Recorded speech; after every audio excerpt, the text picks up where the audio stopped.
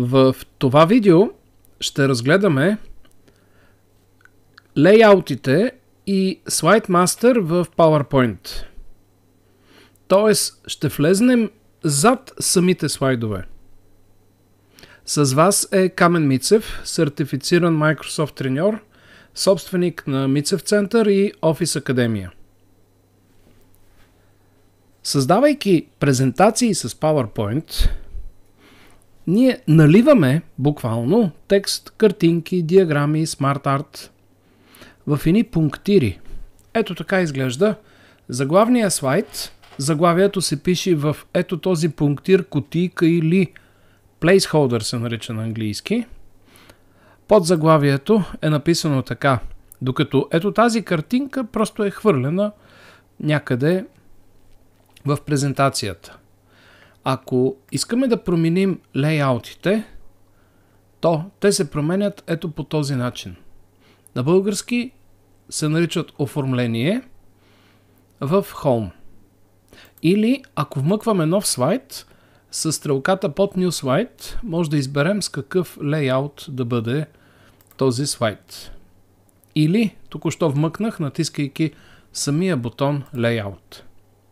Само че, ако почнете да правите презентация и се наложи да смените заглавията, размера на шрифта, цвета или нещо друго, ще се наложи това да го правите с всеки слайд, което няма никакво смисъл.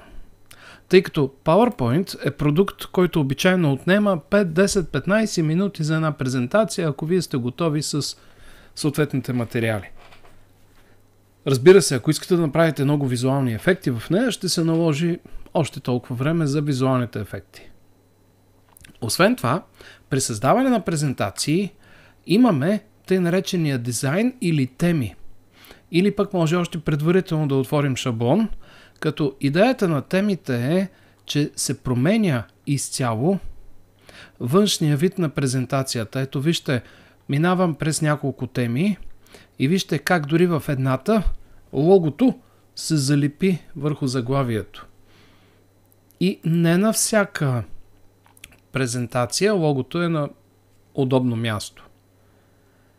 Всъщност всички тези теми са създадени в един специален режим. Това е тъй наречения режим SlideMaster.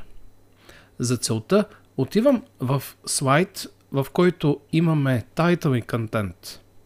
Но предварително се връщам и копирам, дори ще изтрия, но копирайки ще кътна логото, така че да мога да го сложа на някакво друго място. И представете си, налага се да сложите лого, или пък работите по европейски проект и трябва да сложите визуализацията на всеки слайд. Ако променяте темата, визуализацията или логото ще се сблъскат с самата тема и няма да изглеждат добре. За целта отиваме в тапчето View. В тапчето View, и то в най-старите версии на същото място, SlideMaster. Всъщност, мастер изгледите са начин да погледнем зад самата презентация. Да видим как са изградени плейсхолдерите или лейаутите, където поставяме отделните елементи. Натискаме SlideMaster, ето натискам SlideMaster и от чудеса PowerPoint стана доста по-различен.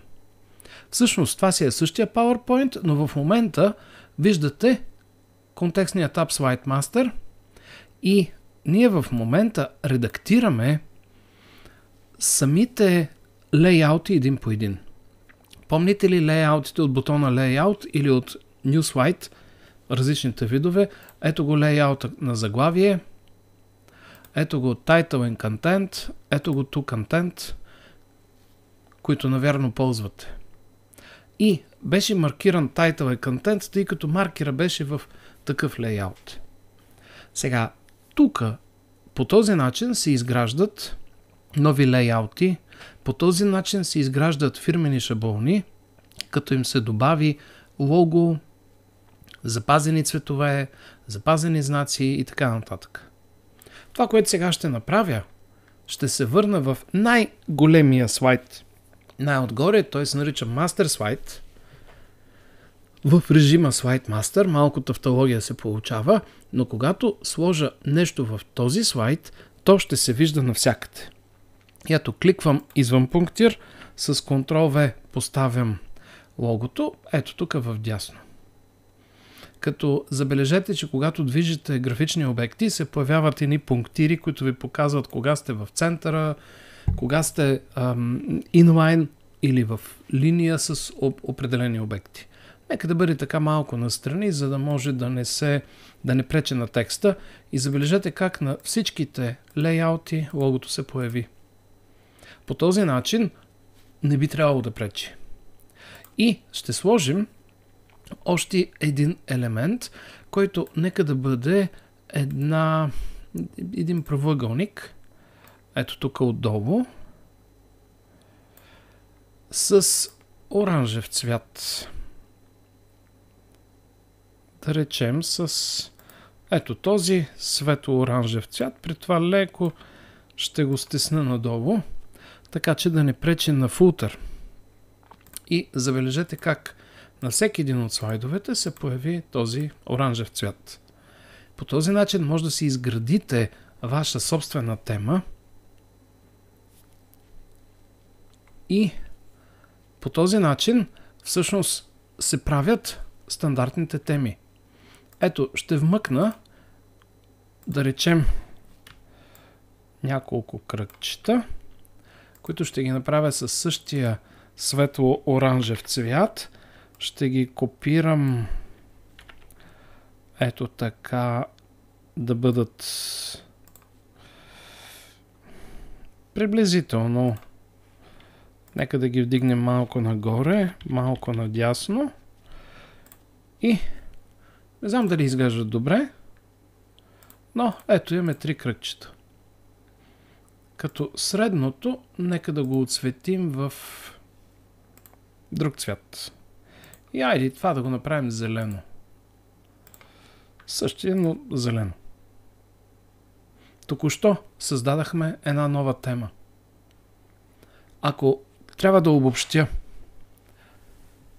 режима Slide Master, който ето тук вляво виждате, че сме в този режим, е режим, при който виждаме самите лейаути, т.е. различните модели, от които се изгражда презентацията. В тях може да променим, като добавим картинки, лога, елементи и промяната става или във всеки отделен слайд, или в мастер слайда най-отгоре, където като последна стъпка ще сложим, може би, болт. Искам да е тъмно-оранжево. Ето ще го взема от тук. Ще сложим заглавието да е в този цвят, който го взех от логото на Office Academia. Виждате, че при отцветяване имам и пипета, с която мога да взема цвят от определен елемент. И виждате, че по различен начин изглежда, когато е по-тънък и по-плътен. Като краен резултат, излизането от Master View или Slide Master става с ето този бутон Close Master View. Внимавайте да не затворите презентацията. С Close Master View се връщаме в самата презентация и погледнете. Ето това получихме.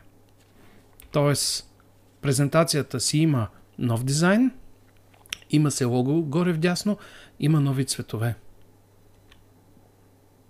По този начин се изграждат корпоративни презентации.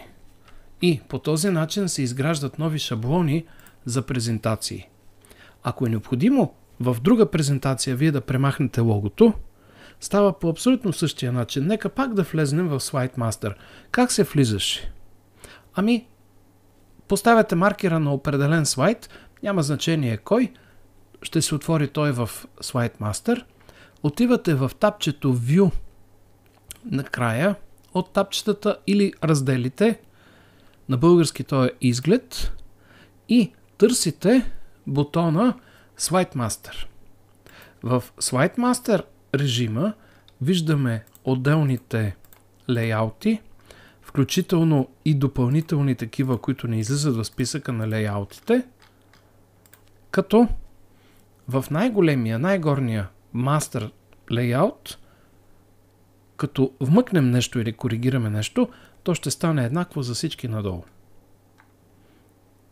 Или може да променим, да речем, цвета само на заглавния слайд и само на заглавието на заглавния слайд.